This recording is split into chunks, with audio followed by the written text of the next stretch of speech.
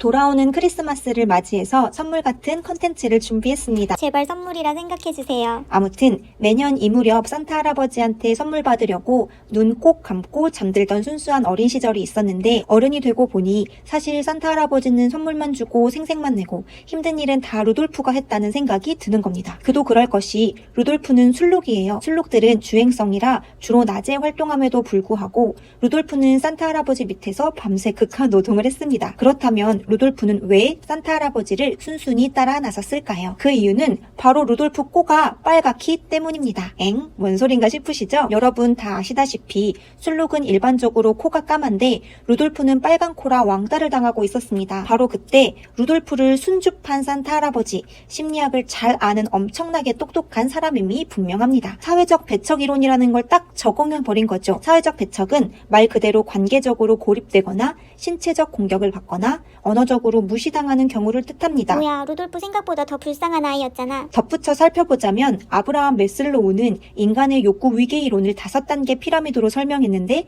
그중 3단계가 애정과 소속의 욕구라고 했습니다. 소속은 인간의 욕구를 이야기할 때 절대 빠지지 않는 근원적인 욕구이기도 한데요. 인간은 다른 개체가 꼭 필요한 사회적 동물이고 어딘가 소속되어 있을 때 안전하다고 생각하기 때문입니다. 만약 사회적으로 배척당하게 되면 불안, 우울 등 심리 문제부터 공격성 증가, 두통, 수면장애, 심지어 비만 등의 신체적 문제도 발생합니다. 이렇게 술록무리에서 고통스러운 사회적 배척에 허덕이던 루돌프에게 산타 할아버지가 루돌프야, 너는 혁명적인 붉은 코를 가졌구나. 나랑 같이 일하자. 소속감을 딱 준 겁니다. 어떻게 따라 나서지 않을 수가 있겠냐고요. 이로써 루돌프는 엠만 년째 산타 할아버지에게 복종하고 있는 중이라는 이야기. 자, 여러분, 그러면 어떤 성격이 더 복종하게 되는지 우리는 궁금하지 않을 수가 없습니다. 빅5 이론을 들어보셨나요? 바로 성격에는 5가지 요인이 있다는 이론입니다. 첫 번째, 새로운 것, 새로운 경험에 얼마나 잘 접근하는지를 보여주는 개방성.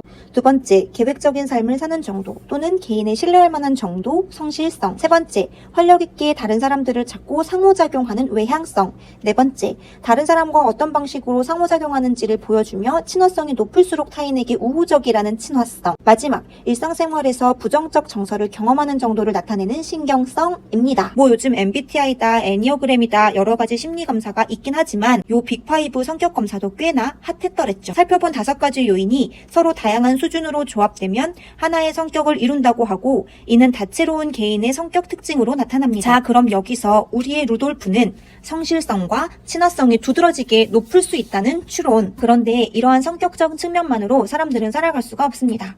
상황이라는 변수가 존재하기 때문이죠. 마지막 정리. 한 개인을 정확히 알기 위해서는 상황과 개인의 특성 모두를 고려해야 하며 이 복잡하고 특별하며 다채롭고 고유한 한 개인은 그 자체로 모두 소중하고 가치가 있다는 겁니다. 진짜 마지막 빅5 성격 유형 검사를 해보고 싶다면 힐링센터로 신청해주세요. 모두 다가올 크리스마스 행복하게 보내시길 바라면서 미리 메리 크리스마스!